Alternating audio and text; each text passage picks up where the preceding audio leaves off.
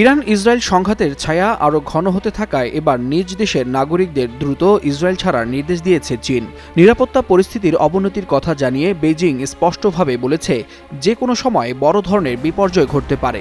তাই ঝুঁকি না নিয়ে নাগরিকদের দ্রুত ইসরায়েল ত্যাগের নির্দেশ দেওয়া হয়েছে। দূতাবাস থেকে পাঠানো করা বার্তায় বলা হয়েছে, স্থল কিংবা আকাশ যে পথেই সম্ভব দ্রুত দেশে ফিরতে হবে। ফলে এমন বাস্তবতায় প্রশ্ন উঠছে, কি ঘটতে যাচ্ছে মধ্যপ্রাচ্যে।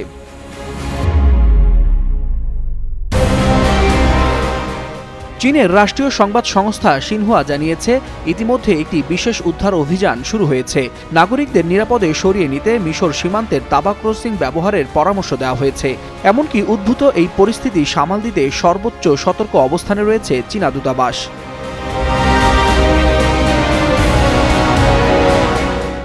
চীনা দূতাবাস বলছে, ইসরায়েলের উপর ইরান ও লেবাননের সশস্ত্র গোষ্ঠীর ক্ষেপণাস্ত্র ও ড্রোন হামলা আশঙ্কাজনকভাবে বেড়েছে। হামলার তীব্রতায় অনেকেই সময়মতো আশ্রয়কেন্দ্রে পৌঁছাতে পারছে না, ফলে হতাহতের সংখ্যাও বাড়ছে দ্রুত।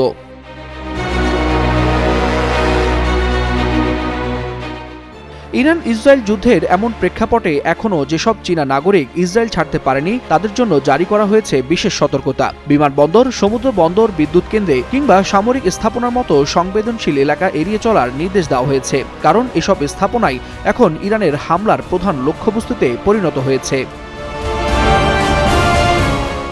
ওয়ালিউল হাসানাত, যুগান্তর নিউজ।